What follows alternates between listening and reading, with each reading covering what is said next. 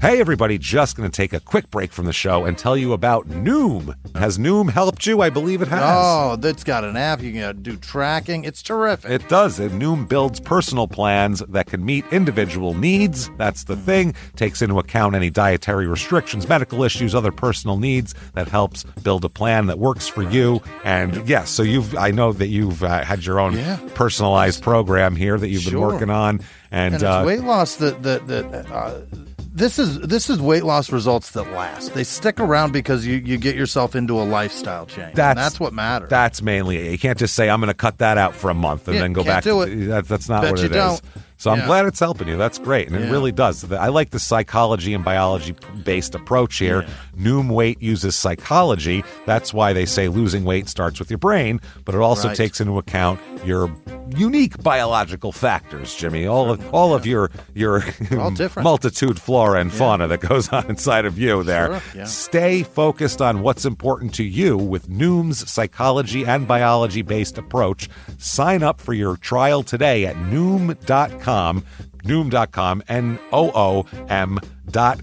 here, based on 3.5-year study of actively engaged Noom users with minimum starting BMI of 25. Individual results may vary. Visit our website for more information. Hey, everybody, just going to take a quick break from the show to tell you a little bit more about Rocket Money. It's the start of a new year. It's the perfect time to get organized, set your goals, prioritize what matters most. And for me, top priority is getting myself together here. Financial wellness, doing that, which that feels important, just feels like adult stuff that you have to do. And thanks to Rocket Money, my goals feel achievable now. They show me all my subscriptions in one place, help me easily cancel ones I forgot that I've been paying for, which happened to me, absolutely happened to me. For years, I was paying for something. I was like, what is going on here? Rocket Money found it and saved me lots of money since then, because it's been a while. So they did a great job here. Rocket Money is a personal finance app that helps find and cancel your unwanted subscriptions, monitors your spending, and helps lower your bills so you can grow your savings. Rocket Money has over 5 million users and has saved a total of $500 million in canceled subscriptions, saving members up to $740 a year when using all the app's premium features. Cancel your unwanted subscriptions and reach your financial goals faster with Rocket Money. Go to rocketmoney.com/smalltownmurder today. That's rocketmoney.com/smalltownmurder. rocketmoney.com/smalltownmurder. Now back to the show. Welch's can't make everything make sense. Like why your mom still listens to the radio or what she meant when she sent that emoji. But a zero sugar drink that's still full of fruit flavor, we made that make sense. And strawberry, passion fruit, Concord grape, and more. You gotta sip it to get it. New Welch's Zero Sugar. Let's fruit stuff up.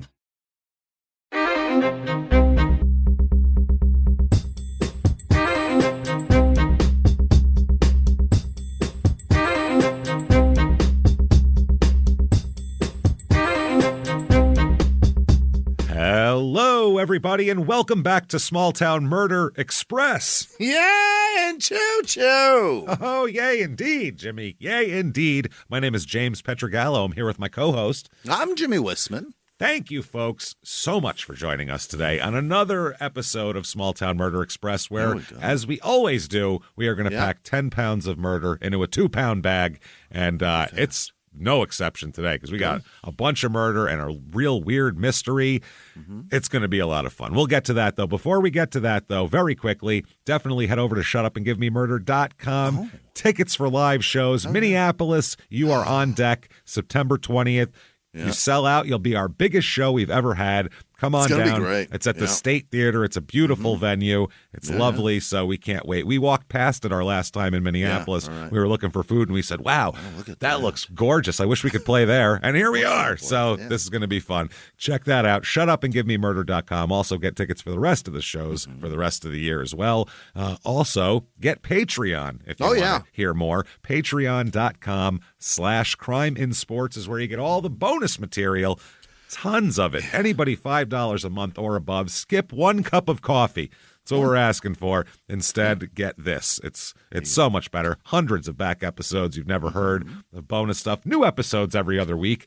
This week is no different. What we have this week, For crime and sports, which you have access to, of course, we're going to talk about fireworks accidents in honor of the 4th of July there. They're plentiful, yeah. Oh, my God, they're so much fun, too. Then for small town murder, we are going to talk about the real Tombstone. Oh, boy. It's so much dirtier than the movie.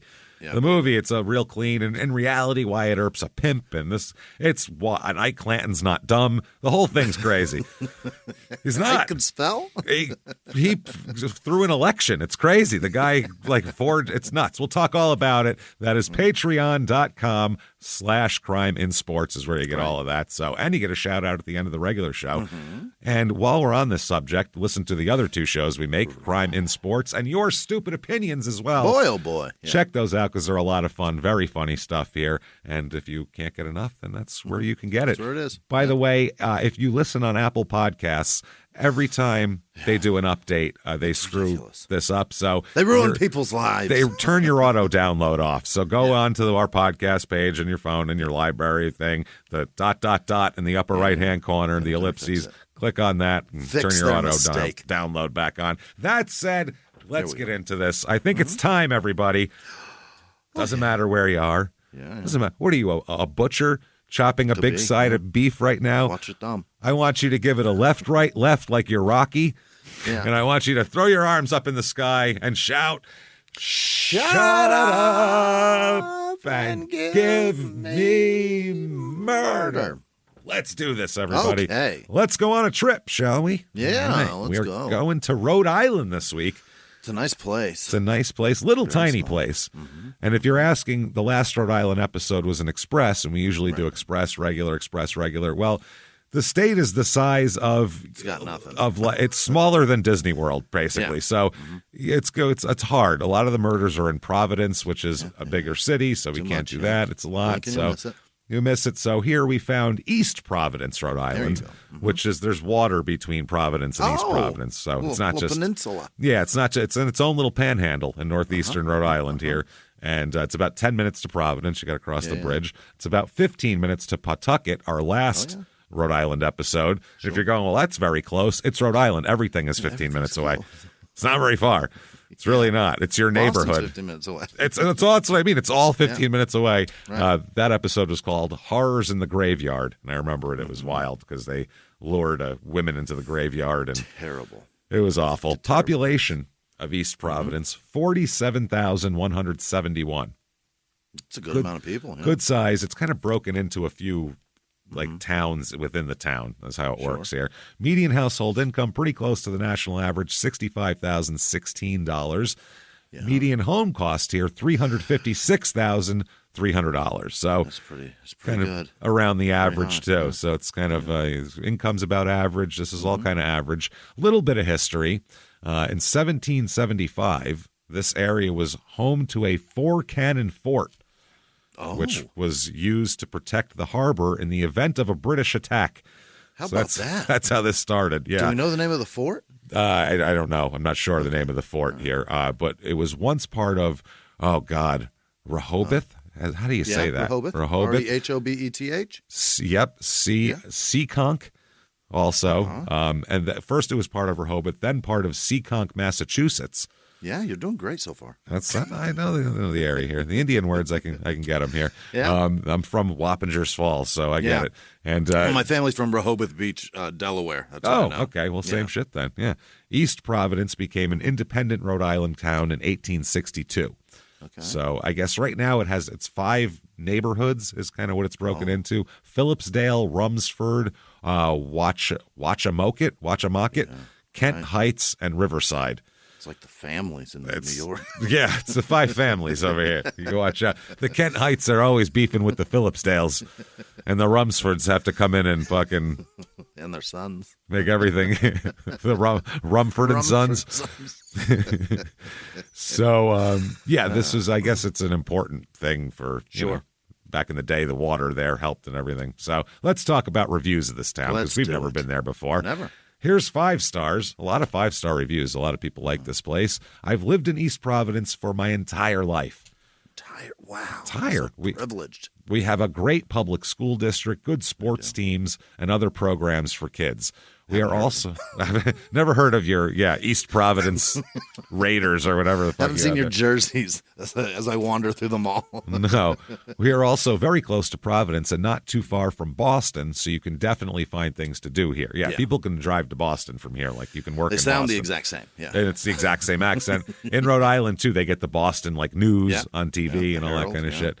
Yeah, that's they're all Red Sox fans. Sure are. It's disturbing. So, 3 stars. Quiet, safe place to live. Overactive police force with a large amount of extra funding from taxes going to the police, going to fund police force that makes way too much money off traffic stops and speeding tickets. Sons of bitches. Use the same description for the traffic force as they do for a thyroid. Same shit. Overactive. Overactive police force, making me fat. They're too fat. These too fat. Fucks. 3 stars. There have not been many incidents of criminal activity in this neighborhood, and if there have been, the police in the area have responded quickly and effectively. That's because they're overactive. They're active as fuck. That's why. When they're giving you a ticket, it's a bad thing. But I guess when you need help in another way, goes down right there. They're already there. I guess you want overactive. 3 stars. Mayor doesn't invest enough in the people. The mayor we're talking about now. Roads are terrible and priorities are in the wrong areas, but it's always been my home. Okay. So the bad mayor is the complaint here. And then finally 2 stars. Wish there was more light night dining places. Light night? I don't know what that means. Light night. Yeah. I guess late. I don't know. Yeah. We have unique restaurants, but the nightlife is dull. Is it? Because it's a small town. Go to Boston. It's right. Yeah. Go to Boston. Go to Providence. Providence is around the peninsula, babe. You could swim there. It's right there. Make a reservation. Bring a change of clothes, hop out soaking wet, change up, and go do something. I don't know what to tell you. Things to do here, the Rhode Island Folk Festival. Oh baby. Folk Festival, yeah. Folk music in Rhode Island. Is that popular? That's exactly what I think of when I think of folk music. Just sitting in the middle of Rhode Island eating a lobster. It's in a white fucking cable knit sweater. Yeah, that's why I picked this as the thing to do, because I'm like, this doesn't seem to fit. It's crazy. It's a free music festival, which it's going to be good, featuring some of the finest folk, acoustic, and Americana singer-songwriter acts in the Rhode Island area. So they're never and local. As I say, they're not even claiming national acts like the other one this week. That was national acts, and we never heard of them here. So it is the festival will feature 3 stages of acoustic themed music. Jesus, the band, it's like the fucking Warped Tour. It's Lollapalooza here. The band Shell stage features national acts and Rhode Island's top bands. The Songbird stage on the other end of the park features the alternative side of the folk and gazebo stage. The alternative side. It's folk people, but they wear flannel shirts. They're not wearing cable knits. You can see their knees through their jeans. Oh, my God. It's a great opportunity to get a good dose of the Rhode Island sound, as well as some classic performances this year who will be here. Tell me. Lisa Kyoto and Melanie Moore. That's an act. Lisa Kyoto? Lisa Couto. Kyoto? Kyoto? I don't know. Not Kyoto. It says not Kyoto. No. It says show up at noon to hear them play. One play. Lisa plays and watch Melanie Moore dance. One plays while the other dances. Oh, boy. This is just a lesbian couple that's forcing you to watch what they like to do at night. We don't want to watch you dance while you play a lute. They seduce each other with their talents. Dan Lilly and the Keepers with Amy Bedard Acoustic Quartet. And the picture, the lead singer and guy playing guitar is just a bald 60-year-old man. Homer Simpson bald. Like he's just the top there. Yeah. And a mustache. And, everybody's kind of old and hunched over. Mm-hmm. Next up, Tom Rush. Yeah. It says, join us as we welcome the legendary Tom Rush. He's legendary. Is that I don't know. Matt Nakoa. Okay. He'll be sitting in with Tom Rush. So there's Tom's got a guest appearance. He's got a guest. Yeah. Then there's Michelle Malone. Yep. The definition of Atlanta rock sound Southern. Rock sound, Southern blues touched, guitar driven, and all about the song. She's touched. All right. A little touched. Poor Michelle's a little touched in the head. Chris Berardo. Yeah. Says a quarter century of music making has been a pure, heartfelt, emotional outpouring. It hasn't worked out. Creativity hasn't reached this genre of music yet to give your band name something clever. It's just your first and last name. That's all it is. Chris Berardo. He couldn't even given himself a better stage name than Chris Berardo. He's got a bad name to I get I'm not one to talk when it comes to that, but it's different for a fucking comic. Yeah, I'm not trying to be cool like a rock person's trying to be cool. And Ty and Moon of Boo City. Oh. I don't know what they do. We make time sexy, it says. The whiskey flows like wine. Fun is okay with us, too. They're going to fuck the whole audience. Calm down with whiskey flowing that much. Flowing like wine. That's too much whiskey, man. That's a lot. That seems like a lot. So that said, let's talk about some murder here because we got a bunch to get to. Let's start out. We're coming in hot. December 22nd, 1961. Yeah. Now, you usually don't go back this far for cases. No. So you're going, why is it they going back that far? That's how insane this case is. It's like, I don't care how old it is. This is wild shit here. So, and it goes, it's twisted. You'll see. The newborn king is about to be here in 61. December 22nd, 61 right now. Nancy Ann Frenier. Let's talk about her. Frenier. She is 19 years old at this moment. She grew up with 3 brothers, and she graduated from high school like a year and a half ago from Attleboro High School in Massachusetts.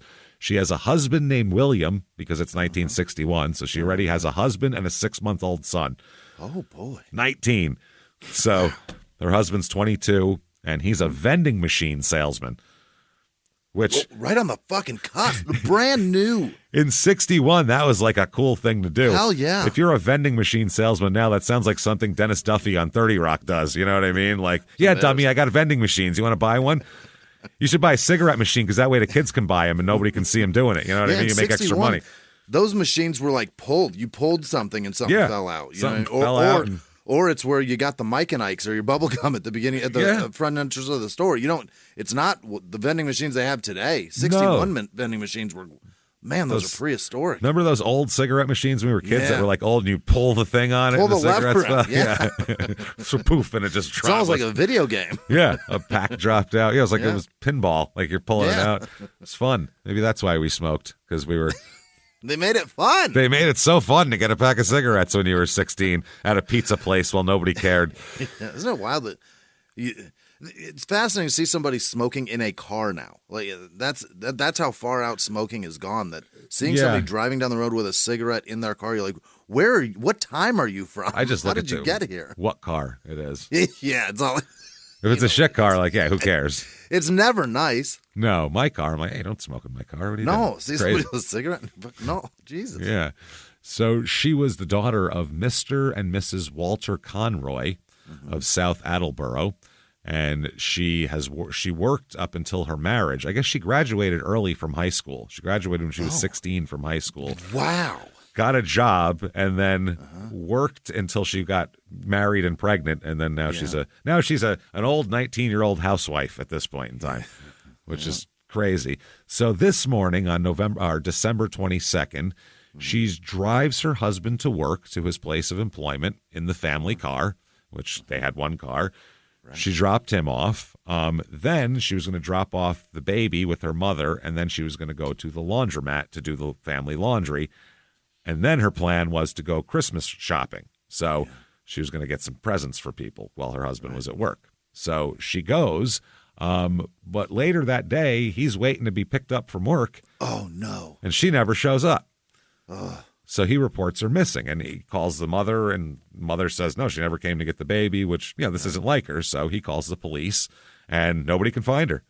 Oh, no. Not a trace. The next day, though, the 23rd, they do find her car. Oh. It was found, their car. It was found abandoned here in East Providence, which is where she was shopping too. Yeah. It's found abandoned kind of in a wooded area in some gravel. Like had a hard time getting out of it. Inside the car is a laundry basket with folded and washed clothes. All done. All finished.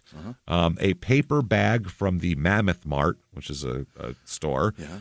And it's a department store, and also wrapped Christmas presents are in the car as well. Like fully, like had the store wrap them and everything. Oh, okay, yeah. Jesus, she's doing that while she's wrapping driving. In the car. Yeah, she's real good. And a red light with the Scotch tape. No, yeah, back then they would wrap shit for you. So that's what she's. So looks like she just walked away from the car and got abducted by aliens or something. Because shocking. If someone's gonna steal her, you think they'd take this shit in the. You know, everybody likes a present. You don't know what's in there. Could be something great. Leave that car untouched, too. Nobody rifles through it. And, you know what I mean? If you're taking somebody, you're taking shit, too. And there's no blood in the car or anything like that. It's very odd. Then they find out that a man and a girl were nearby within sight and hearing distance of this car the day before. And they said that they heard the car was, by the way, near a reservoir. Mm-hmm. And they said they saw a man and a woman walking away from the car toward the reservoir, and they heard the woman cry out in distress. Okay. Did they catch what she said, or just that she was yelling a sound? Mm-hmm. Rather than, do anything about it, they wait till the cops come talk to them the next day. You know, it's funny you're here. I saw and heard some shit. Yeah, I thought I saw a murder yesterday. That's interesting. So police, they search the whole area. There's a wooded area nearby. There's kind of like a lover's lane, makeout point area nearby that they by the lake, fuck yeah. By the reservoir, they search the woods. They kind of look around. They don't see anything. They don't find her. Mm-hmm. So at this point, all the attention's going right on the husband here, William. Yeah. William is a salesman for the vending machine firm, and they bring him in and they say, "Will you take a lie detector test, there, Mister?" 1961 lie detector test. What is that? Electrodes hooked up to your balls. Yeah. That's all it was. Battery cable. Yeah. Car battery to your nuts. Now, during this, he admitted that his real residence is not Seekonk, as he had previously said in the missing persons report, but he actually lives in Pawtucket. He said that he used his mother's address in reporting his wife's disappearance because he knows cops in Seekonk and thought that they would take more interest in it if those cops were involved. Clever. All right. So that's what he tried to do. So that's the big lie in the lie detector test they come up with. Otherwise, everything else he comes out clean. Yeah, and that's a good lie, too, of lying to get more attention on the... Yeah. That doesn't look bad for him. He's trying to get more cops. Yeah, I was trying to get more cops to find her. Looks better. I want you guys investigating more thoroughly. I didn't realize you'd find my lie. Yeah, well, so he passes the lie detector test, and he's got an alibi. He was at work all day, too. So he didn't have the car. That's it. So December 27th now we go to, and they still don't find her. They still can't find her. Oh, my God, 5 days. Yeah, they find a Massachusetts storekeeper positively identifies a photograph of her as a woman that came in on the 22nd and asked for directions to New Bedford. Okay. So police say this owner told them she entered the store between 5 and 6 p.m., bought a pack of cigarettes and asked for the directions, and then left in a two-toned automobile. Okay. So we don't know. Now, after leaving her son with her mother, I guess she was going toward the shopping center in the mid-morning. That's where everybody saw her.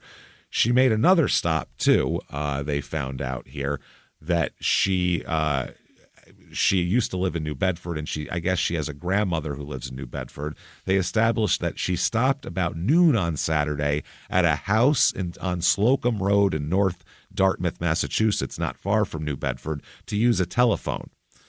And this wasn't it wasn't a visit. She just stopped at a house and asked to use the telephone.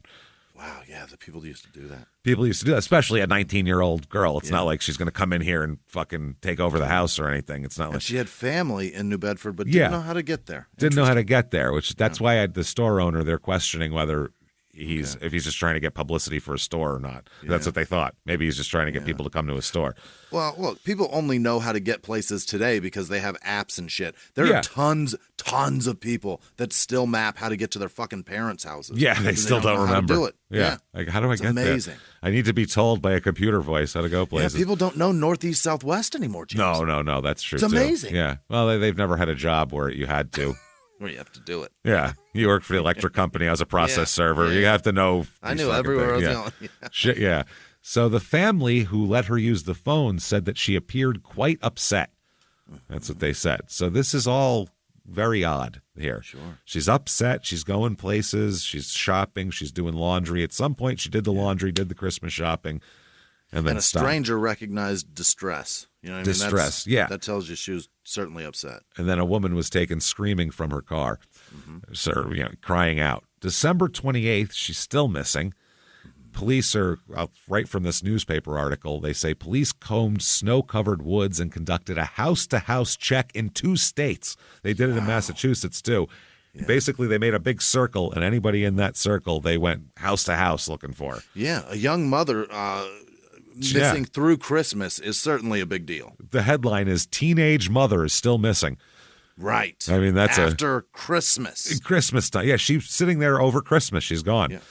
So, they said her car was found mired in soft sand near the reservoir, and her car was locked, too. And her purse was in there, like we said, presents. They also dragged the frozen water of the reservoir. There's 11-inch thick ice.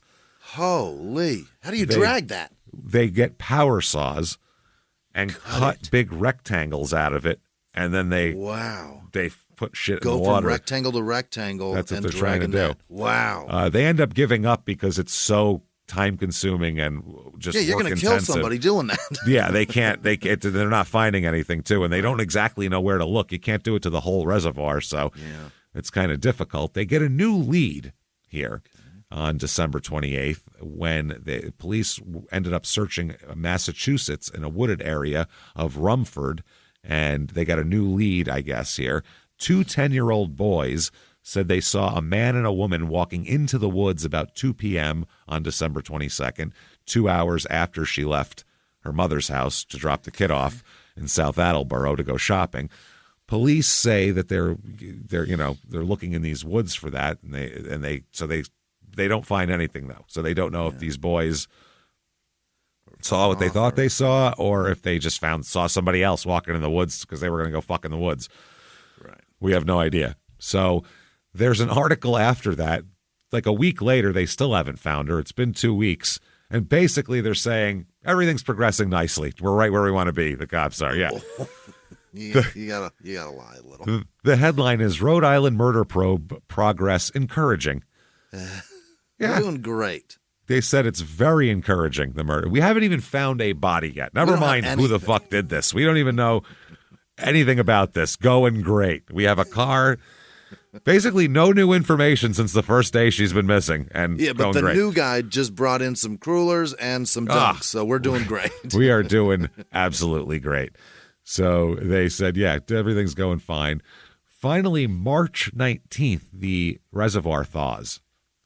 Early March. 3 months. 4 months. Yeah. Oh, my God. And then they end up finding her when she floats to the top in about about a foot of water. They found her floating in. They missed her.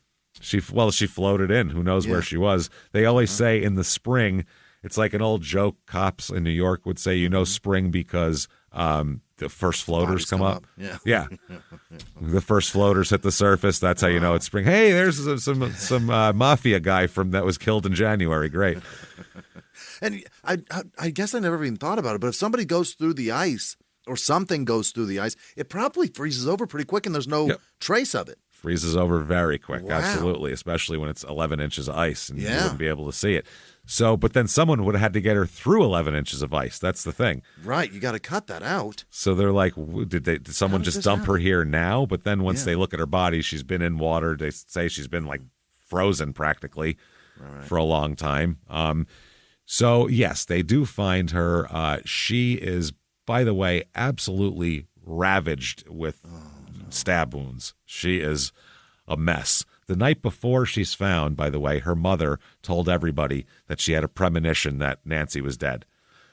Okay. And the next day they found her. Solid guess, Ma. She's been gone since Christmas. Yeah. No shit. So they do a press release here, and the police are quoted as saying, "What kind of a fiend would do this?" Well, why don't you find out for us? Yeah. That's your job. You tell me. That's not really, we don't know.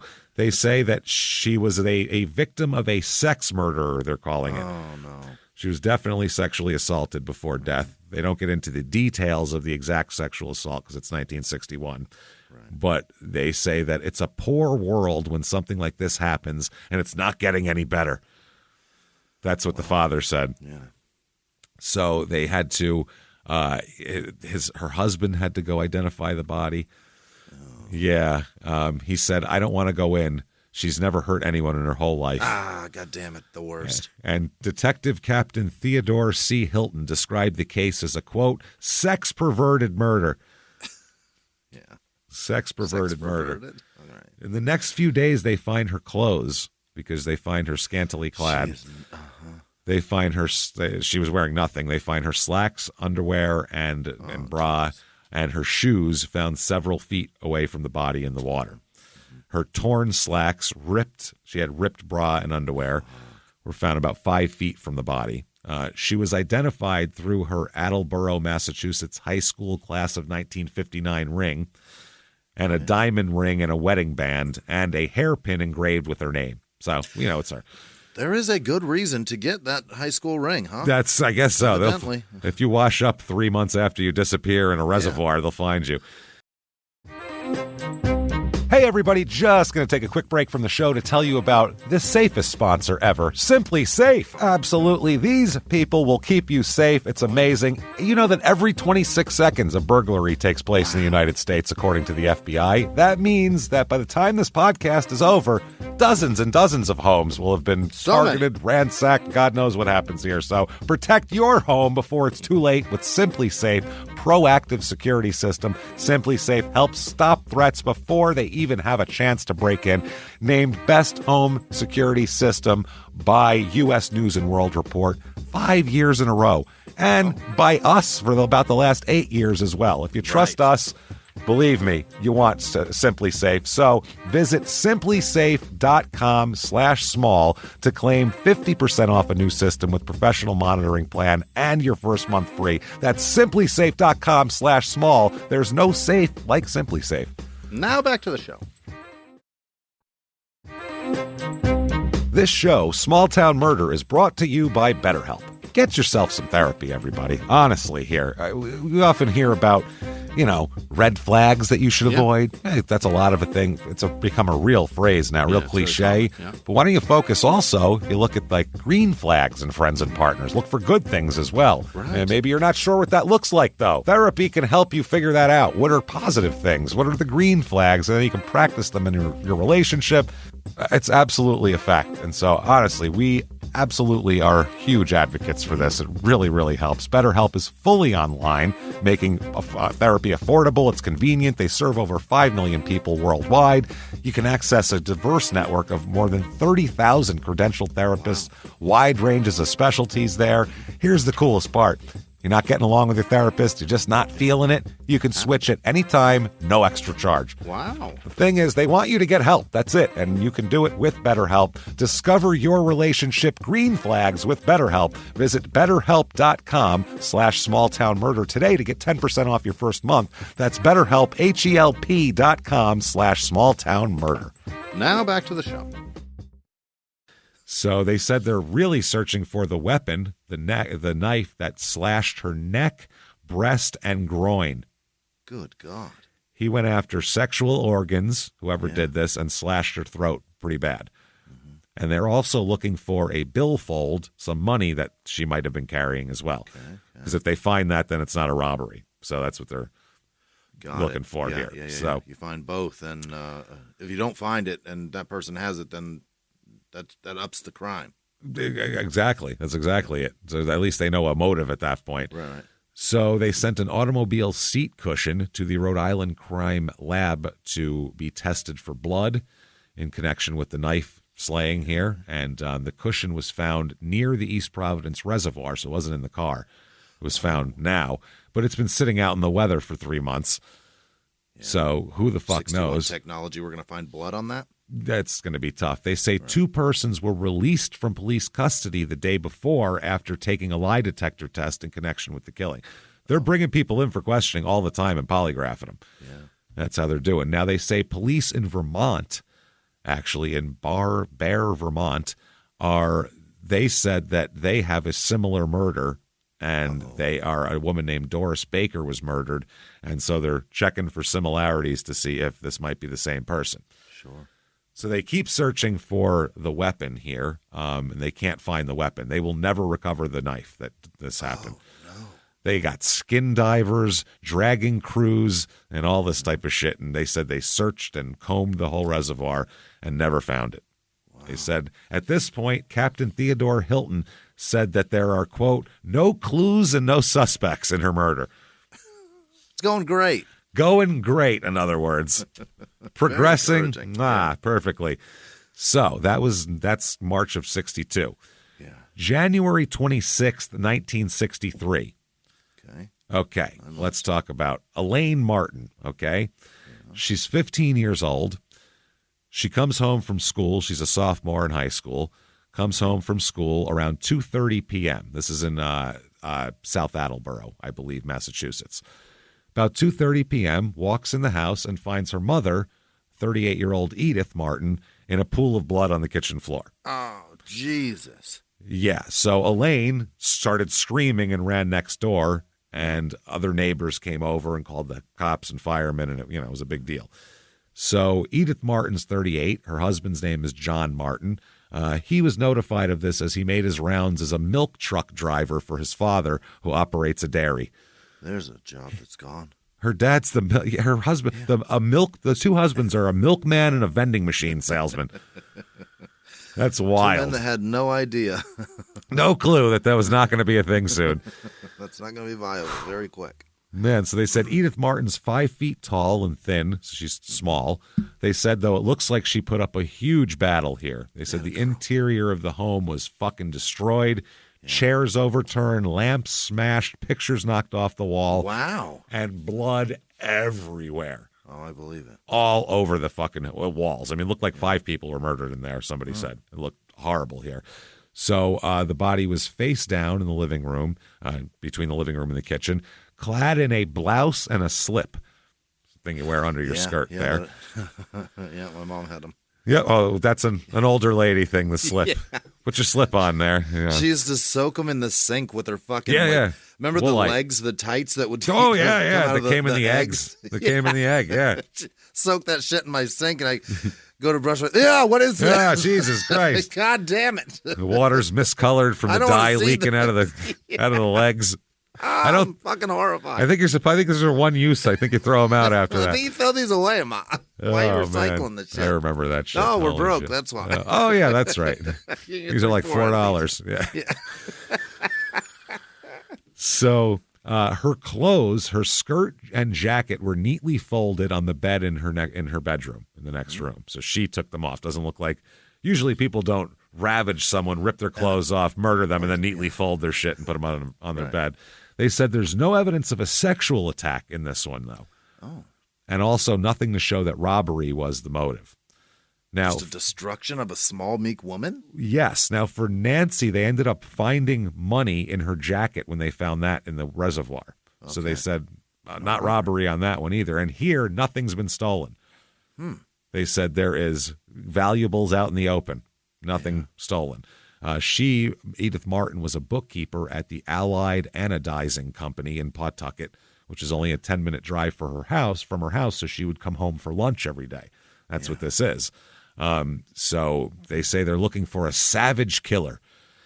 Yeah. There was 7 knives around her body.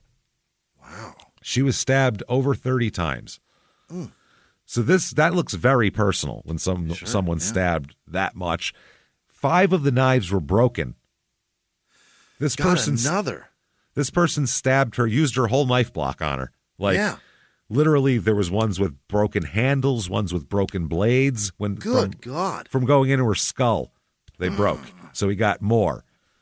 So there's 5 broken knives that she was stabbed with all of them, and then 2 other knives that were successful in not being broken while the stabbing was taking place. It's got to be a guy that's cut to fuck all over his hands, right? You would imagine so, because kitchen knives, too, aren't meant for that, so they're going to slide right off when you've got blood all over them. If you've ever broken a knife, holy shit, you back up so fast because you're afraid of where the fuck that blade's going to go. Pop. Oh, Jesus. Yeah. So the medical examiner said 31 stab wounds in the head, chest, stomach, and back. Yeah. Which is just a horrible, vicious attack. Aiming for death, yeah. Aiming for, they said it was unusually extreme ferocity is how the medical examiner put it. It's really someone would have to be strong to have some of these stab wounds. They said she'd been stabbed in the head, heart, lungs, liver, breast, and back. Everywhere that matters. Everywhere that, that would hurt somebody bad. Right. So they said it seems apparent that her assailant just walked into the house a few minutes behind her. She put up a tremendous struggle. There were signs of it in every room of the house. So this went like around the house. Chased her all over.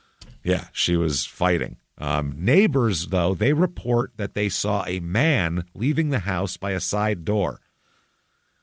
Was he perhaps covered in fucking blood? Covered in fucking head-to-toe blood. Golly. His car was parked in the driveway behind her car.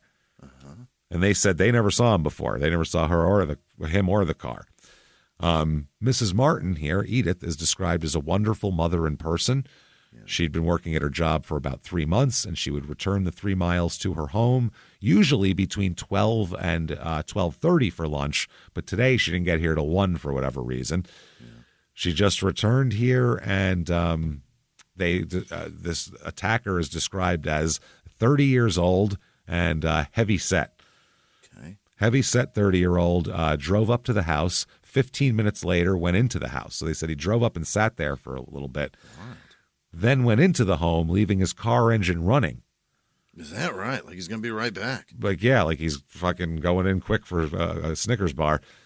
They called him about 6 feet tall, heavy set, about 30, dressed in a green woolen car coat, whatever that is. A car coat? I don't know. He emerged from the kitchen door at about 1:30 and drove away in the car, which had Rhode Island license plates, and we're in Massachusetts. Okay. So the car we'll talk about in a second here. By the way, one of the neighbors said they were an ideal couple, well liked by everyone, the Martins. They led an extremely tranquil home life. That's one way of saying boring. Yeah. Saying the milkman didn't do this. Right. Nothing outrageous happens there. Yeah. At least his vehicle would have been easily identifiable out in front of the house. You know what I mean? Yeah. Newman's Dairy or whatever the fuck. So several hours later, they find a man dead, apparently from an intentional overdose of narcotics in a gas station bathroom in Pawtucket. And immediately they were like, maybe this is the killer, but there's no blood on him, no signs of cuts on his hands, no anything. So they say, fuck, never mind. Probably not. Then, as this makes the rounds with the cops this day, the East Providence people go, this sounds a lot like the one we got, minus the sexual attack. Mm-hmm. But if she put up a big enough fight, that might have been out of the question at that point. He might have had to get out of there. You know what I mean? Right, yeah. So they're like the frenzied attack with the knife, all this shit. This sounds a little bit like Nancy, Franier. So let's keep an eye on that. Now, neighbors have a description of the car. It's a blue 1958 Chevrolet. Okay. So they got a real good look at that shit. Yeah. They didn't get a look at the plate number, just that it was Rhode Island. Okay. So through at what they call it at the time, quote, IBM processing, which means through a computer. Yeah. But that computer was the size of a fucking warehouse, by the way. Right. Of 1,144 blue Chevrolets that year, it was learned that 117 belonged to people who lived in the Attleboro, Pawtucket area. Okay. So the officers here began a check of each of the 117 owners. Yeah. The third name that came up is a name that they recognize. It's a young man who has a juvenile record and some psychiatric problems. And his last thing that he got in trouble for, which was the year before, he got arrested for assaulting a 17-year-old girl. He jumped into the girl's car after she left church. Oh, my God. On January 14th, 1962, so 3 weeks after the attack here, pressed a knife to her throat. Okay. And ordered her to drive him to Slater Park, which is a rural area. Right. The girl screamed for help and freaked out, so he took off and just jumped out of the car because she was by church and people started turning around. So he took off and ran away, but the cops picked him up. And then he underwent several weeks of mental examination at Charles B. Chapin Hospital, and then was placed. That's a pretty fucking serious crime. That's a lot. And then was placed on probation by family court. Oh my! About a week after that, though, before all this happened, because he was taken in, and then later on they did the psychiatric stuff with him. He was arrested by police in Pawtucket after he forced a woman at knife point to drive him to a park. She jumped from the car and took off. Yeah. So then he was caught after a short chase by a patrolman. Wow. So that's 2 in a week that he got arrested for. He was ordered to undergo psychiatric testing. He was held for observation for 6 months before he was released on probation. And let go. And also the Woonsocket police said they wanted to talk to him as well in connection with a 1961 abduction of Mrs. Jean Roberts, a 21-year-old nurse. This one, they said a youth jumped into her car when she stopped at a mailbox, forced her to drive through several communities, then robbed her of $2 and let her go. So they end up finding this car. They find it in Pawtucket. They find the car, the blue Chevrolet that is connected to this kid. And they keep a watch over it. It's outside of a movie theater. So they sit there for about 2 hours and watch this car until a family comes out. A mother, a father, and a teenage son come out and go to get in the car. That is when they come up and they arrest Mr. Thomas Richard Knott Jr. Tommy Dick Knott. Yeah. Yeah. Tommy Dick Knott, he is. Yeah. He's 17 years old. Wow. Yeah. At this time. In 63, he's 17, which means in 61 he was 15. He's a baby. Yeah. Yeah. His dad's a steam fitter. He's got an older brother and a younger sister. He's a big, stocky kid. They keep calling him Husky in all these articles. That was a fun word. That's a fun one. They live in Pawtucket. He's the captain of the Tolman High football team currently. The biggest kid on the team. The captain of the team. He's a fullback, which back then, now fullback is a blocker. Back then, fullback meant the guy who ran the ball. Right. That's the guy that, and he's the size of of Richard Perry. When that's the reason they used him, because he's that big. Exactly. And he's also one of the best youth sprinters in Rhode Island, too. He's also a track star. Fast as shit. Captain of the football team, track star, and he's a big, heavy kid, too, so he's a good athlete. His coach, Anthony Parasow, said that he's a fierce competitor who always insisted on going back to play, even if he was hurt. He said one time his nose was broken, and he still wanted to go back, and he didn't care. He's playing anyway. That's a tough kid. Yep, he works part-time as a gas station attendant. He's also a strong kid that could break knife blades. That's what they're thinking. They said that he was very polite. They said he's very polite, very well-spoken. He was neatly dressed when he was arrested Saturday night, but both his green jacket and his shoes were stained with blood. What? That's not good. That's his going outfit? He went to the movies with his parents with blood-stained shirt and shoes, jacket and shoes. So they sit him down, and they bring him into the station. Here's the interrogation of Tommy Dick Knott. Let's do it. Oh, boy. After a few minutes of questioning, he said, "I don't want to do this again." Again? And so the police went, "Pardon? What do you mean again?" They said, "What are you talking about?" And he said, "I killed her." And they said, "Who?" Yeah. And he said, "The woman in Attleboro," which is Edith Martin. Right. And they were like, "Holy shit, what the that was easy." That was easy.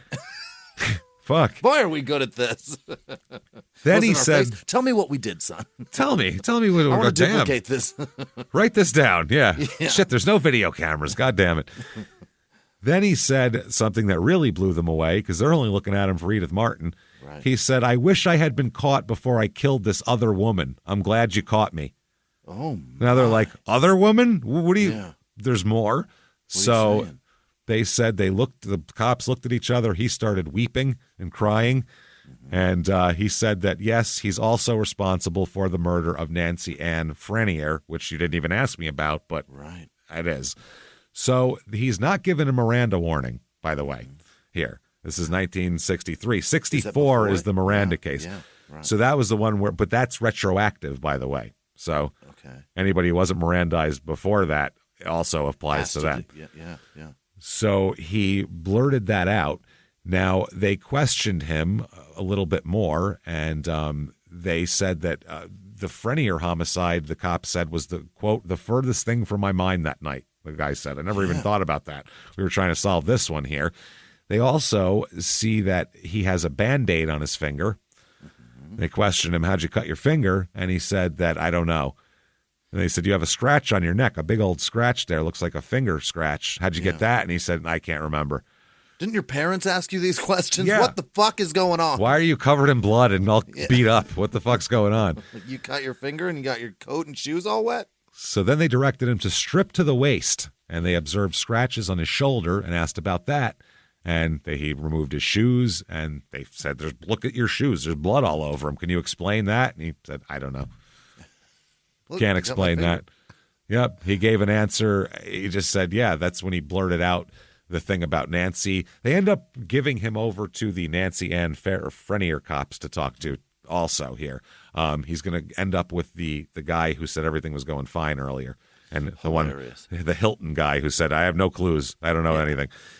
So they sit him down. Now, Hilton will later say he Mirandized the kid, but there's some squishy shit, and he already admitted to everything to the other cop. Right. So he said he got out of school at 11 a.m., that day, an early release schedule because of exams on December 22nd.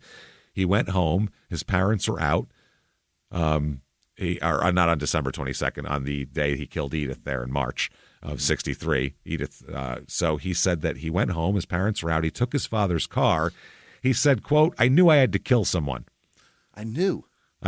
Yeah. He said that he had been reading girly magazines.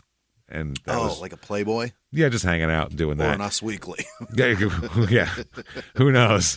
That or an L. Which one are you reading? So they said, I knew I had to kill someone. He drove to Attleboro and entered the Martin house. Oh, boy. He said, I told her all I wanted to do was rob her. She began to scream and holler. I grabbed some knives from the drawer. He said, everything went black. He said, she screamed. I went berserk when she told me to leave. I ran to the kitchen and pulled knives from a steak set. So from her fucking block. Knife block. There was a terrible struggle. She broke free, but I dragged her back into the kitchen again. I blacked out. I got scared and ran out. I hate that word. Oh, man. No, you didn't, man. You didn't black so out. Much. And a little more probing, he said, I remember stabbing her several times. Yeah. So not so blackout here. Yeah. She ran from the kitchen into the living room and to the front door. I grabbed her and dragged her back to the kitchen. I just kept stabbing her. She wouldn't die. She's tough, man. She was getting stabbed and she got up and ran away. She's tough. So he said that he just kept doing it. And then once he was sitting there and was finished, he got scared. And he said, I ran out. The car stalled. I just learned how to drive. He just got his license. Off the clutch. He fucked up, stalled it. He said that he drove to a wooded area in Pawtucket and threw several blood-stained articles of clothing into the woods of his and 2 saturated towels that he took from the home to wipe himself off. So he stole 2 towels. That was all it was missing. He said, and the neighbors saw that this big-ass kid and thought he was 30. Thought he was 30 because he's big. Wow. Yeah. And I don't know if they got a good view of his face or if he had his head down or whatever. Right. So he said he drove back home, talked to a neighbor, and then went into his house and watched TV. Watched the 3 channels that was available in 1963. Yeah. So he said later he was picked up when he returned to his father's car with his parents after attending a movie. He said, then I'm here. Unbelievable. They said, why did you stop at that home? Why'd you pick that one? And he said, I don't know. Just felt good. He said, did you know the woman? And the kid said, never saw her in my life. Unreal. Random as fuck. So they said, let's go back to December 22nd, 1961. What happened there? Yeah. He said, I was walking through the parking lot at Mammoth Mart off Newport Ave in East Providence. I saw a lady sitting in a car. I got in beside her. He just popped in. Same thing. Same thing he did with those other 2 women. Yep. That's his gig here. Hey, everybody. Just going to take a quick break from the show to tell you a little bit about Sono Bello. You know, the most known secret with celebrities and influencers and all these famous people is so many of them have had lipo. They've had lipo, whether it's a little touch up here or a total makeover. Yeah. Nobody has a perfect body. That's the thing. No. They may look like it on TV, but there's things that help that. Absolutely. Lipo now has changed, and Sono Bello's been at the forefront with using LAL technology and getting those beautiful and natural outcomes for each person. Looking real natural. Our friends at Sono Bello are offering their best deal. You're now included in their winter savings event, but appointments are limited, so please get on this. Sono Bello doctors are masters in micro laser fat removal, a brilliant technique that removes stubborn fat permanently wherever your problem areas are. Tummy, love handles, thighs, arms, it's gone in one comfortable visit. Eating healthy and workouts are great. Keep doing that, but if you want to lose that stubborn fat in one visit, check out Sono Bello. Save big during their winter savings event. Schedule your free consultation now at sonobello.com/smalltownmurder. That's SONOBELLO.com/smalltownmurder. Now back to the show. Hey everybody, just going to take a quick break from the show to tell you a little bit more about our stylish friends at Quince. That's right, let's go elevate your styles, people. Yeah. Get it going, look good out there, and you can do it now without breaking your wallet, without breaking the bank, because at Quince, you can get high-end, versatile pieces at prices we can all actually afford, which is very nice. You want to get good stuff that lasts and it's good, and they have quality stuff that's very affordable, and you can do like we did, upgrading our stuff here, while still being a very reasonable price. Quince only works with factories that use safe, ethical, responsible manufacturing practices, along with premium fabrics and finishes. It's all quality stuff. You're going to love it. Trust us, it looks good. And I've got the leather jacket. It's a very high-quality item. Real nice, soft leather. Yeah. Jimmie's got his linen pants he's rocking. Yeah, they're terrific. Come on, be like us. Be fashionable. Get in there with Quince. Indulge in affordable luxury. Go to quince.com/smalltownmurder for free shipping on your order and 365-day returns. That's QUINCE.com/smalltownmurder to get free shipping and 365-day returns. Quince.com/smalltownmurder. Now back to the show. Hey everybody, just going to take a quick break from the show to tell you a little bit about a very cool place, Thrive Market. Yes, we are both looking to get into the healthy swing this year. The problem is I don't know what's in everything, and I don't know if even I'm qualified to even read the labels to know if that's good or that's bad. Right. There's chemicals in things, and there's things floating around. I don't know what I'm doing out there. One of my favorite features, and I know you were talking to me about this, is the Healthy Swap Scanner in the Thrive Market app. Yeah, it's simple. You scan any item, and it'll instantly suggest a cleaner, healthier grocery alternative, which is it's great. Amazing. Yeah. That's great. Thrive Market also takes the guesswork out of finding these safe, healthy foods. For example, like I'm trying to get my protein intake up for energy. I'm always moving around. I need stuff, and I love that you can filter their site by the high protein options. Nice. It's very cool, and you can personalize this portion, and you can put filters on it, and get ready. You should be ready for a junk-free start to 2025. Get ready for it and head to thrivemarket.com/smalltownmurder and get 30% off your first order plus a free $60 gift. That's THRIVE market.com/smalltownmurder, thrivemarket.com/smalltownmurder. Now back to the show. He said that, he left school. He said, I just had the urge to kill. Yeah. He said, I saw the woman drive past and I just followed her. And he said, that was that. So, wow.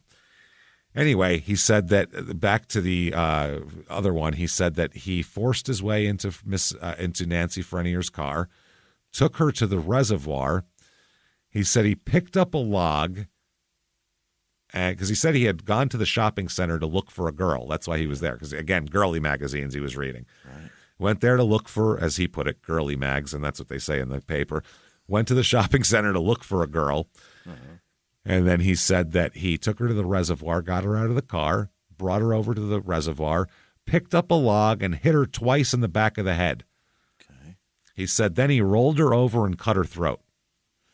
Okay. So, which is, I guess this was to the reservoir section in back of the Regis Paper Company off Ferris Avenue. Yeah. He said the car got stuck in gravel. That's why they left it. I forced her to walk into the woods. I walked behind her. By the way, at some point in here, he rapes this poor woman. Had to, yeah. He does. It's an attack. Yeah. He just leaves that part out. Right. He said, when we reached the pond, I walked onto the ice. She started to walk back to the road. She was like, I'll just go back. Yeah, he's on the road. He's on the ice. I'm out of here. Yep. He said, I hit her over the head with a log and she fell. I thought I had killed her. I struck her with the knife. Then he said he knocked a hole. He cut her throat. Then he said he knocked a hole through the ice using the log. God, he's strong. He bashed a hole in the ice. Then that's a big fucking log. Think about that he hit her with. And then stuffed her body into the hole and shoved her in there. Oh, my. He said he shoved the log through the hole as well and hurled the knife as far out as he could into the water. So the knife's somewhere in the reservoir. Yeah, it's got to be. It was sitting there. A week later, you want to hear something fucked up? Here's some Ted Bundy shit. Yeah. A week later, he returned to the scene. Yeah. Broke through the ice again and pulled the body back out of the water and undressed her. Oh, my God. Yes. So they think he probably also sexually assaulted a fucking week-old corpse as well. Unbelievable. Which is some Ted Bundy shit here. They said, why did you pull her back out of the water? And he said that he wanted to see what the body looked like. Jesus, he's so dangerous. He said he took his knife and cut off her clothes at that point. After all of it. And then pushed her back into the water. Oh, my God, man. Then he said, quote, I'm glad you caught me because I would have done it again. We know. Yeah. You'd have done this shit You're forever. You're so dangerous. He said, all I hope is that they put me away for life. I hope so, too. Me, too. He said he had an uncontrollable urge to kill, and he said that, both the women are just women he saw on the street. That was it. He saw Edith on the street, followed her to her house. Yeah. In the car, saw her drive by, and he said, Nancy, I just saw her there and popped in her car. How is Ed Gein more popular than this man? That's what I mean. How do people not know who this is? And it gets crazier, by the way. The end of this episode's wild. So he would sometimes be like weird and cold and calculating and show no emotions, and at other times he'd be hysterically crying while he told these stories. So the cops they said after he was done, he sat there silently and without moving for a period of about 5 hours. He just sat there catatonic. He got it all out and then just sat there like he's been drained of everything. So the fucked up part is he had been questioned in the disappearance of Nancy Fernier. He was questioned and talked his way out of it. Wow. They questioned a ton of people. He was one of them. So throughout the night several times he said, thank God they caught me. Thank God they caught me. He kept saying it over and over again, which is wild. Whew. He spends the next day down at the reservoir with the police reenacting the crime, showing them where everything happened. Then I walked her here. Then we went here, doing all of that. So it's one thing for someone to confess to something, but when they act it out, like whenever I see people in these confession videos acting it out, I'm like, oh, you're fucked. That's disturbing. You can't say, oh, I didn't do it. You acted it out. It looks, even if you made it up, it looks way more. Yeah. Your defense in trial is going to be real tough now. Yeah. When the jury looks at a video of you going, then I was like this, like up and just like really hacking away at like, that looks bad. They can see you doing it at that point. And they always, it seems like, I don't think I've ever seen it not happen, but every time they do the motion in which the person died. Like you can stab in all kinds of different directions and ways, but when they show how they did it, it's like really fucked up, especially when the coroner goes, and that stab motion is exactly what that body sustained. That's the wound that they had. So the Massachusetts cops say they will file fugitive from justice warrants for Knott. N-O-T-T is his name, by the way, that, which will enable them to arrest him immediately for the killing of Edith Martin if he should be released in connection with this for any reason. Oh, so we're not even going to charge him until this thing's settled. No. So now they have more questions. Newport, Rhode Island police also question him in the slaying of Daisy Hopwood, who's 60 years old and whose body was found on November 19th. He was also interrogated by Providence police about the unsolved death of Stephanie Stillwell, a college student who was found stabbed 15 times in a wooded area on February 28th, 1961. Oh, no. Which is, that's crazy. It's a 15-year-old kid, man. That's what I mean. This motherfucker is dangerous. Most. He's real dangerous. I think he only killed the two because he came out with them without even being asked. So who knows, unless he was embarrassed of other ones. So the Hilton guy, the cop, said that he said that this kid had undergone psychiatric treatment, and he said that this kid doesn't want to talk too much about it, but still seems to want to get it off his chest. He breaks up every once in a while and cries and shakes his head. That's what he told the police. So January 29th, 1963 here, he is going to be taken to like family court because they're going to see if they can try him as an adult. Mm-hmm. And after some delay, they finally decide that, yes, they can try him as an adult here. So he enters a plea of not guilty, right? Which is interesting. They enter innocent and innocent by reason of insanity. They enter because he has been put in an institution for a while here. Right. They said that he's been given psychiatric tests to see if he's fit to stand trial. He ends up being sent to a mental hospital at this point, to an institution. Yeah. He is declared mentally ill, schizophrenic, and admitted to the criminally insane ward at the Rhode Island Medical Center in Cranston, Rhode Island. Yeah. Until he's fit to stand trial, which isn't until 1966. So he goes to trial for Nancy. And it's a jury of 7 men, 5 women. I'm surprised any women were on the jury back then. Yeah, Keep the skirts out of here. They're just going to feel bad for him and let him go. So if we have a few women on, they can keep the drinks full for everybody. That would help. Get like 1 or 2 just to make sandwiches. You know what I mean? Surprised that wasn't how it went. Yeah. So the trial justice here found that all of the incriminatory statements, all the inculpatory shit, is attributed to him were voluntarily and spontaneously made at a time when he was not under custodial interrogation as a suspect in the Frenier case. Oh. So they're saying the other shit he said when they questioned him for, that has nothing to do with this case. He just blurted this shit out. Right. So they're saying they rule whether he was Mirandized or not, it's fine. Yeah, it doesn't matter. It's in there. So that's not good. The detectives all testify, by the way, that 3 detectives testify that he was told of his constitutional rights to obtain a lawyer or to remain silent, and then confessed also, which I don't know what they're testifying to, because there's no question that he wasn't read his rights. Right. I mean, that's like a thing. So March 3rd, 1966 is the verdict on this, and the headline is KNOTT guilty, which is funny. Because that's not how his name's spelled. No, it is KNOTT. Oh, I thought you said it was just NOTT. No, KNOTT. Okay. I'm sorry, I thought you asked that. KNOTT. Mm-hmm. Yeah, Don Knotts, exactly. Right. So not guilty is the thing, but he is guilty because he's found guilty as fuck. A lot of people in the confused society are going, is he or is he not? Is he not? Do we know? Well, I guess we got to read. So the jury deliberated for 12 hours, and he's given 7 days to appeal before his sentencing comes, and appeal doesn't happen. You, sir, may fuck off, life in prison. Okay. So he got what he wanted. Yeah. So that's what he got. Okay. 1967 in July, that's when all the shit comes up. The Supreme Court ruled that the state family court failed to give sufficient legal reasons for waiving jurisdiction over him in his hearing in 1963 for why they didn't give good enough reasons for why he was being tried as an adult. Okay. So that's something. Then it goes to the state Supreme Court in 1969, and they set aside the conviction and life sentence, ruling that a confession should have been excluded in the trial because of a lack of evidence that police told him he had a right to remain silent. They say they're not sure he got his rights read. So, okay, his conviction is set aside. That's not good, but he's still got the Massachusetts one sitting over his head. There. Yeah. So they extradite him to Massachusetts in June of 1969. Well, if you're done with him, we'll take him in the Edith Martin murder. On October 28th, 1969, the charges are dropped. Why? Because the judge granted a defense motion to suppress the confession, and then they had nothing else.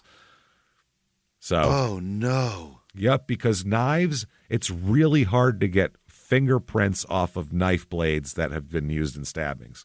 Okay. They get washed, they get smeared with the blood. And off the around. handle. Not just off the handle. Yeah. So off the handle, that's what I meant, the handle. So this case is dropped. So by January 1970, he's still sitting in prison in Rhode Island. He petitions to get let out. Yeah, I've got no charges.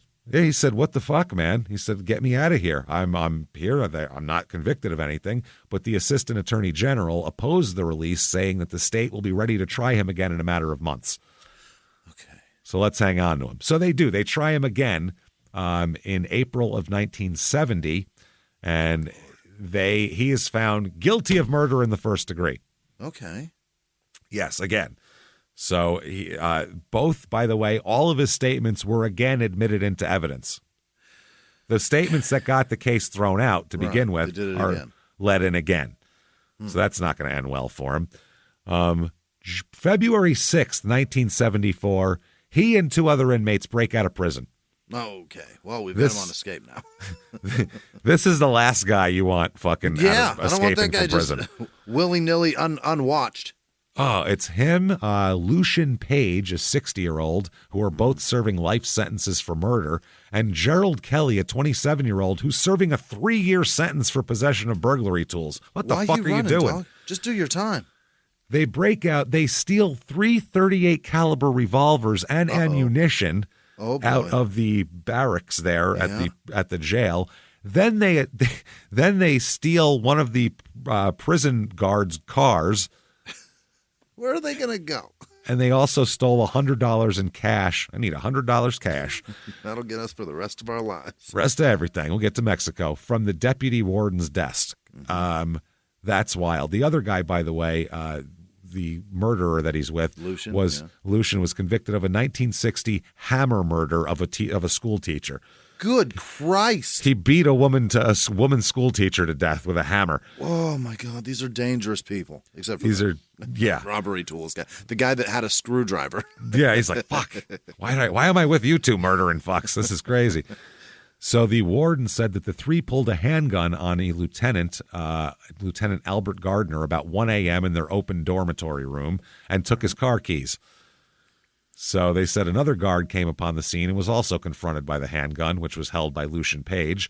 Both guards were locked in an adjacent room, and they said the escapees broke into a locked closet in the front hall of the minimum security building and stole 3 .38 caliber revolvers. We've got murderers in minimum security. Perfect. Minimum. Perfect. Why are they in there? They shouldn't be anywhere near minimum here. No. So they said they're still searching. It's a 1974 Hornet with Rhode Island registration BA 109. Dodge Hornet. A Hornet. He's driving. I haven't heard a Hornet in a long time. It's a bad car. It's a bulky car. Yeah. The warden said the car had enough gas to go about 175 miles. It's got longevity on it. Yeah, it can go. It's got a range. Yeah. Neither guard was injured, and they were released by other prisoners once everybody had fled. So once the 3 had fled, the other prisoners were like, we're not going to escape too. We're going to. Yeah. I guess Page had an unsupervised job driving a tractor on the prison grounds and could have smuggled in the handgun to be able to steal the other handguns. All 3 escapees had limited privileges and could have just easily walked away from the prison anytime. They didn't have to do this. Oh my God.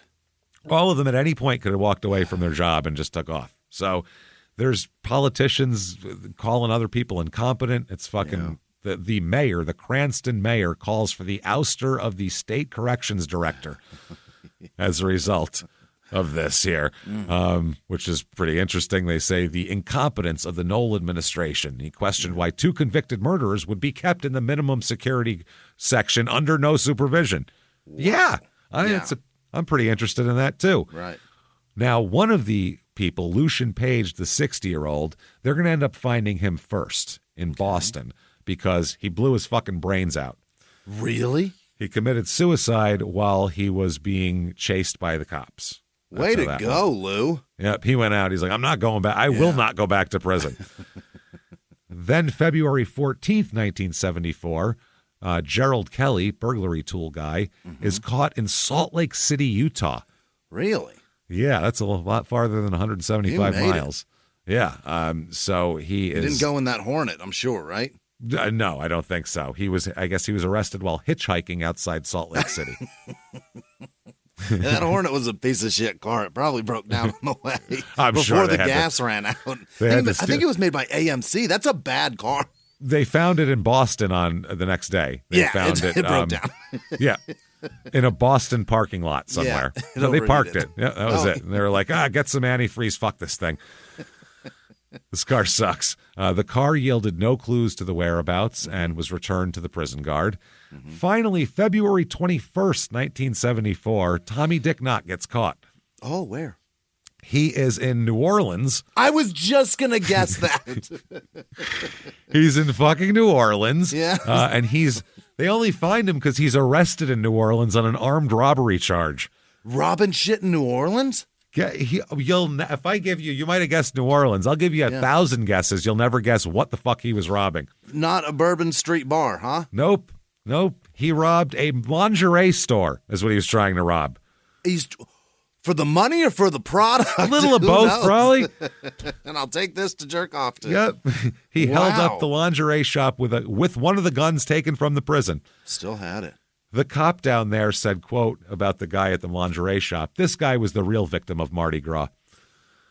I don't know what that means. What the fuck are you talking about, man? Oh, no, he means the gunman here. He means our guy, Tommy Dick Knott. He said this guy was really the victim of Mardi Gras. We had some patrolmen on parade duty who happened to be in the neighborhood when the robbery occurred. So we hyped up security presence and we caught him. He ran out with a gun and a bag of money, and the cops are like, "Hey, stop right there. Aren't you a murderer?" So he's being held in New Orleans on a $200,000 bond, which is huge back then. No kidding. Charged with 2 counts of armed robbery. The district attorney said, I mean, Rhode Island could have him back if they want to extradite him, but if they want to just give him to us, armed robbery charges down here, it says in Louisiana, armed robbery carries a maximum penalty of 99 years in prison with no chance of parole. 99 to life. That's where that comes from. Yeah. That's no chance of parole. So, but they end up bringing him back there. Okay. In a related development, by the way, the state police have to do a huge investigation because while they were looking for one of the people that escaped, they beat the shit out of 2 people while questioning them about it. What? Yeah, they beat up a 19-year-old named John and a 27-year-old named Joseph, who are brothers. Their mother made the complaint, and I guess they thought that they knew they were one of his friends or something. They beat them. I don't know. They beat them. It's very weird. So they said he goes back to court. And they said that he alleges that he is now imprisoned, restrained of his liberty, and detained under the color of authority of the state of Rhode Island in the custody of the warden of Rhode Island Correctional Institutions, and that this imprisonment is under the claim and authority of a judgment of the Superior Court. And he said it shouldn't be that way. Okay. He says this imprisonment is illegal and in violation of his rights secured by the Constitution, and that his confessions that he's again convicted on have him admitting all this shit. Anyway, they said that he said that he was in a catatonic state that night. He's going all the way back to that. Okay. They said in a Supreme Court, state Supreme Court said, "I find and conclude that the petitioner was not deprived of his constitutional rights during the retrial and that he's not being unlawfully detained." They already released him once because of this claim. Then they used the same exact statements in the second trial, and now it's fine. Him, and now everything's okay. It's enough to make you go crazy, honestly. Yeah, he's a bad enough guy. So he's bad. You don't even feel bad for him, but for the precedent that it sets, it fucks things up. Yeah, we could always give him to Louisiana. Yeah, I mean, and Harry Connick's dad's there. He'll fucking murder him tomorrow. His ass. So he'll just hit him with his car, probably. Just run him over a couple of times. Leave him out in the street. I'll get him. Don't worry about it. My shift ends at 6. Harry Connick's dad is prolific for being more or less a murderer. So many people killed down there. Bad man. So Tommy Dick Knott must have lost his fucking mind because on July 1st, 1975, he kills himself in prison. Done. So it doesn't matter. Out. 30 years old, dead as a fucking doornail. Wow. 29, whatever. Dead as shit in a Rhode Island state prison. Lost it, couldn't take it anymore. Killed himself. I mean, thank God that he finally did it for us because Jesus Christ, he's so dangerous and he's right. He's so dangerous, yes. And that's so scary. He's absolutely right. That's the fucked up part. He could have skated and won and holy fuck. We're lucky he was robbing lingerie stores because that would have been something to put him in on. Otherwise, nobody got hurt down there. Dude, imagine how dangerous this guy is. Someone who will dig up fucking pull a woman out of the ice to cut her clothes off and probably do worse. Yeah, probably do worse, and then stuff her back in. He's a sick fuck, man. No kidding. And these are brutal attacks. He stabbed her crotch repeatedly, like this. And had an MO that was like he tried several times, and he was going to do this a lot. He's Ted Bundy without the charm offensive. Yeah, Ted Bundy would. Yeah. Half of his thing was getting you to go with him voluntarily. He liked that. He thought that was, I think that was part of his game. Yeah. Whereas this guy didn't have that game yet because he's 17 years old. Right. He's 15, 16, especially with an older woman. So he's just got to do it this way, which is adolescent sick. Bundy, a baby Bundy. Baby Bundy. Man, that is disturbing shit. So there you go, everybody. There's Rhode Island. East Providence, Rhode Island. A little bit safer. That's a crazy. I mean, I don't care how old it is. It's a fucked story. So hope you like that. It's because we didn't get justice on him. That's the only reason it's not near as famous as anything else. Yeah. He got his own justice. It's worse. It's so horrible. scary. It's terrifying shit. So if you like the story and you're terrified too, leave us a review on whatever app you're listening on. It really helps a lot to do that. Also follow us on social media. We are at Small Town Murder on Instagram, at Murder Small on Twitter, at Small Town Pod on Facebook. Right. You also want to definitely head over to shutupandgivememurder.com.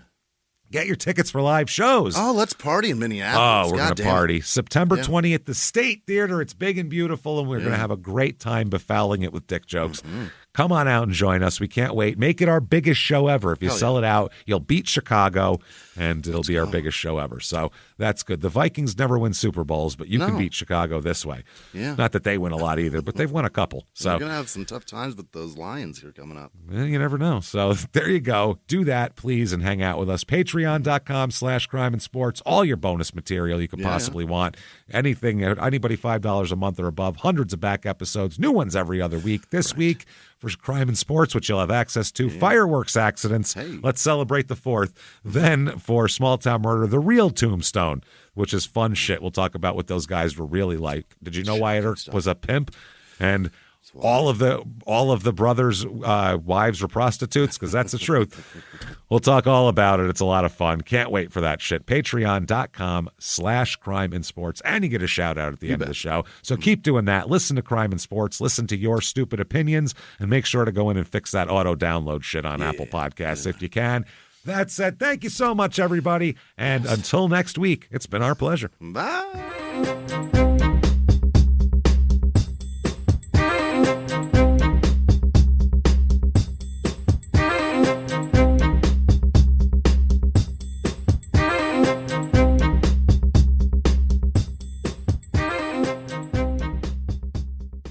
If you like Small Town Murder, you can listen early and ad-free now by joining Wondery Plus in the Wondery app or on Apple Podcasts. Prime members can listen early and ad-free on Amazon Music. Before you go, tell us about yourself by filling out a short survey at Wondery.com/survey. In the 1980s, a rosé swept the country. Hey, Mike, I really like this White Zinfandel. Well, good. Now put it down. We're going to try another one. White Zin became America's top-selling wine. But most don't know that this sweet drink has a sour history. What began in 1986 with counterfeit bottles, a big fraud, a multi-million-dollar fraud, sent investigators chasing one of the most powerful families in the business, the Licciardis. But the closer the feds got to them, the more dangerous things became. It's a story of deceit. At the time, I was paranoid. Threats. You touch my kids, I will kill you. And murder. With a .22 caliber bullet to the head. What started with a scheme to mislabel wine spilled into a blood-soaked battle for succession. Welcome to Bloodvines. You can binge listen to Bloodvines exclusively and ad-free on Wondery Plus. Join Wondery Plus in the Wondery app, Apple Podcasts, or Spotify.